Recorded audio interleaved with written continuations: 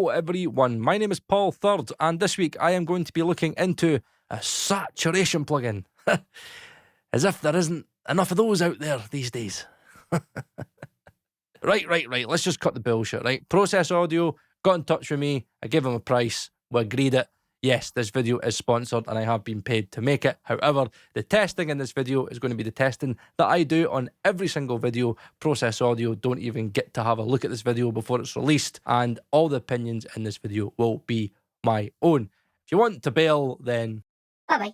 Right, let's get straight into it. So what is Spicerack? Essentially, it is a saturation suite with 5 different saturation algorithms. We have got drive, tube, amp, lo-fi, and fuzz. And I remembered all of them without looking at my sheet. 3 takes though. And this also includes a fully functioning EQ section, which has linear phase and also can go pre or after the saturation. Now, the way the autogain compensation works is that you calibrate the output, right? So it's really good if you're gain staging. So for example, if you're gain staging to say minus 18 dB full scale, you can calibrate the drive function to minus 18 dBFS, and no matter how hard you hit that drive knob, your output will remain at minus 18 dBFS. Now, you'll notice in the other modes that the level kind of fluctuates a little bit in the VU. Now, that is purely because the saturation algorithms tend to add in more saturation or less saturation at certain frequency points. So that's really what you're saying, but the level does remain the same, and it is a pretty solid autogain compensation algorithm.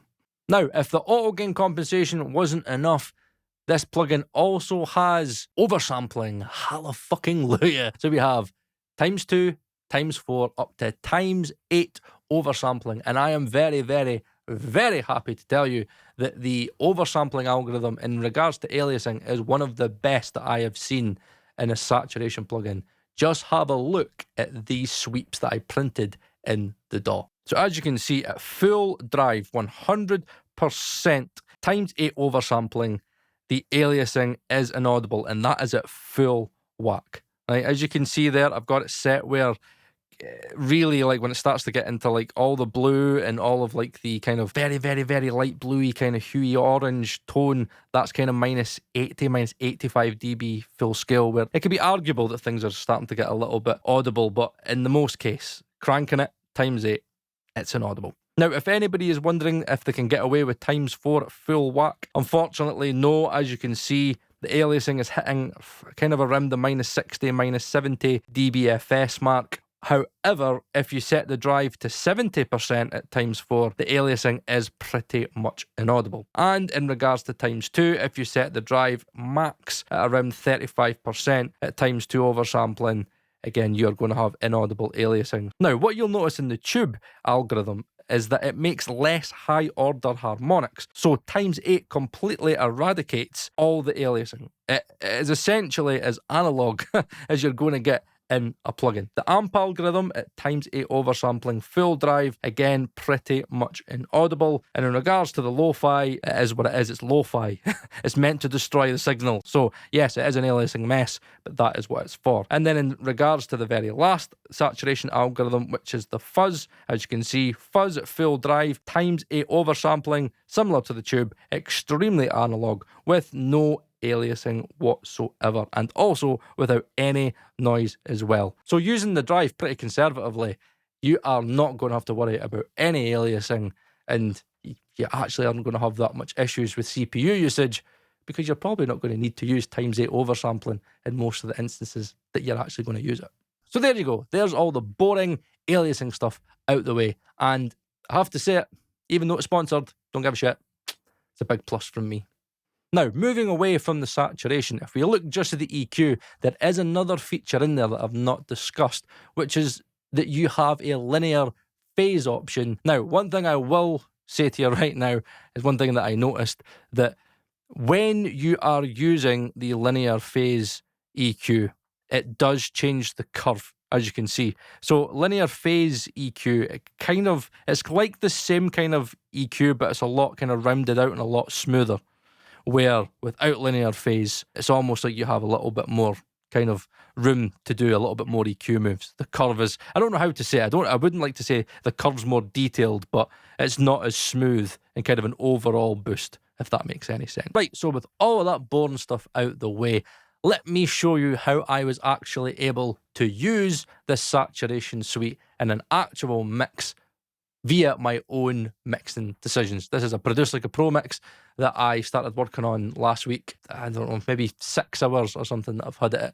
But I mixed it all clean. Now, this is something I will give you a little bit of a tip that I've found from other engineers and something that's worked from me. When it comes to saturation, my advice is mix completely clean first. Honestly, do all your moves clean. Level, pan, bit of like clean EQ. And then once you've got that balance and you've done your automation and you've done your effects and stuff, then kind of think about saturation, because it's easy to go over and above with saturation. It's easy to overdo it. Where what I did was, because I had a completely clean track, basically, I was able to go, right, I think in the chorus, maybe the drums could need this, maybe the bass could need a little bit of that, maybe just in the mids, in the DI. There's a synth in there that I think you could maybe do thickening up. And honestly, I was surprised at how easy this plugin was to use and how kind of quickly I was able to get the results that I wanted. And this is what I'm going to show you right now.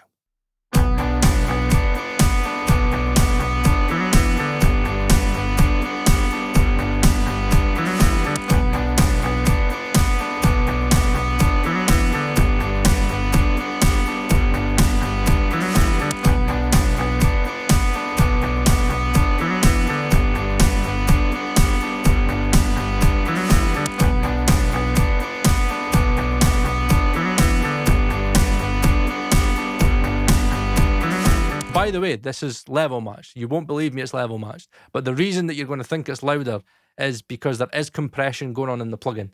For anybody wondering why there isn't any plugindoctor, it doesn't work in plugindoctor. It's got this iLock thing, and it does it in the DAW, it does it on my laptop, it does it on my computer, and for whatever reason, it's just glitching with Doctor. So I'm a little bit unsure in terms of VST compatibility, if that might happen on other DAWs, or it's just a plugindoctor thing. But yeah, that's why you've not seen any Doctor in here. But even though I can't really use Doctor, I can just quickly, from what's actually on in the default setting, go into the dynamic side of Doctor, and as you can see, there is compression going on. And what I can hear to my ears is that there's compression, but I think it's more clipping. So it's kind of clipping the transients, which is giving me a little bit more punch, adding a little bit more energy and saturation. So we've got a little bit of energy into the drums. How about the bass?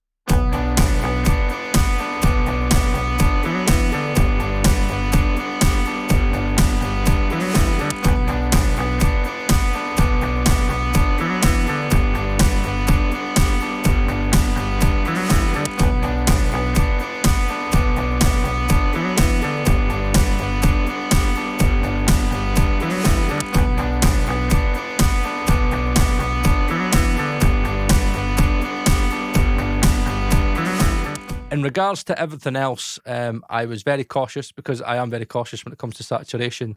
And I think you've got to be very careful on where you use it, because you can overdo it very quick. Now, there was one synth part that kind of felt like a bass part to me. And it's just in the choruses. And it just felt like it was too thin and it didn't have enough low end. And I wanted to tie it in to the bass guitar, so in the chorus, it just kind of really added this thickness. And you could hear it a little bit better, and it kind of glued into the bass, which you will hear right now.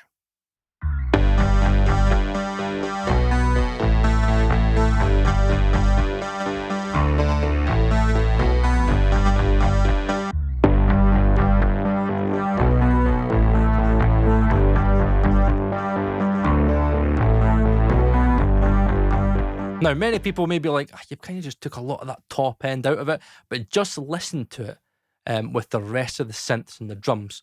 Just listen to how it just adds in this kind of overall low end weight and just adds in that thickness, and it's a little bit more audible and just adds a little bit more to the groove.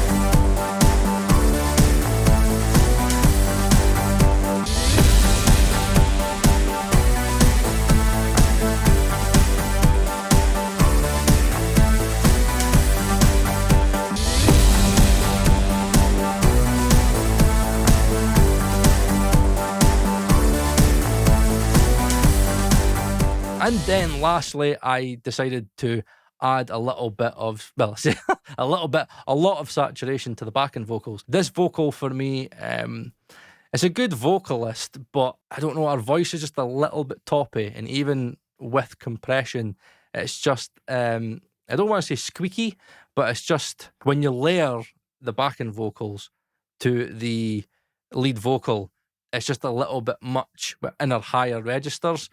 So I kind of wanted to add a little bit of thickness, but kind of sit it back a little bit behind the lead vocal, so it wasn't, so kind of the squeaks in her voice weren't as loud, and it was just a little bit too clean for my liking. Again, it's very subtle, but well, here's the thing, right? Here's why you mix in the context of the mix. So here is just the lead vocal and the backing vocals with the saturation that I added. Arrows pointed at the sky, just waiting for the battle cries. Arrows pointed at the sky, just waiting for the battle cries. Now, many of you may be thinking, Paul, that sounds terrible. Like, you've actually made it distort and it sounds a little bit, ugh. Just listen to it with the other instruments in, and you don't hear the saturation. But what you do hear is a little bit of body, and it just, to me, just wraps and kind of hugs around the vocal, the lead vocal a little bit more. Again, it's very, very subtle. I can hear it. But again, when it comes to saturation, unless it's an effect, you don't want to go too far with it. And this just kind of gave me that little bit of extra thickness, and just listen to it. Just listen to it. Arrows pointed at the sky, just waiting for the battle cries. Arrows pointed at the sky, just waiting for the battle cries. Arrows pointed at the sky, just waiting for the battle cries.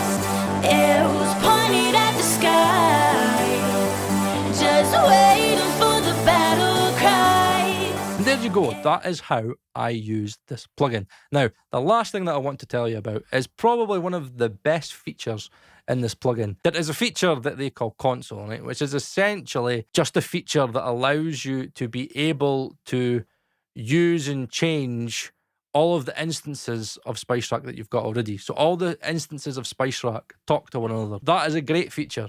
Honestly, from a workflow element, it was a kind of a genius move by Process Audio. So there you go, right? That is me done. That is me wrapped up. That is as much that I could do on this plugin. I know it's a saturation plugin. I know there are tons of saturation plugins out there. Is this a good competitor to something like Decapitator, for example? I would absolutely say yes, because Decapitator doesn't have any oversampling, can't do linear phase with the EQ, and the instances don't speak to one another as well. So as much as Decapitator is an absolute classic, I would much prefer to use that. Either way, I think it's a good plugin, right? It was paid, it was sponsored. Stuff like this keeps this channel going, keeps me doing what I'm doing. I do think it's a good plugin, and I hate to admit it's a good plugin because I'm paid, because it's sponsored. But honestly, guys, right, as I tell you all the time, my opinion could never be bought. Try it out for yourself. If it's for you, it's for you. If it's not, then you've got a crap ton of saturators already in your plugin folders. I know that for a fact. So there you go. Try it out if you want to. Link in description. There's no affiliate links or anything like that. If you want to try it, demo it out in the comments. Let me know down below what you think if you've tried it out for yourself. My name is Paul Third, and I'll see you again next week.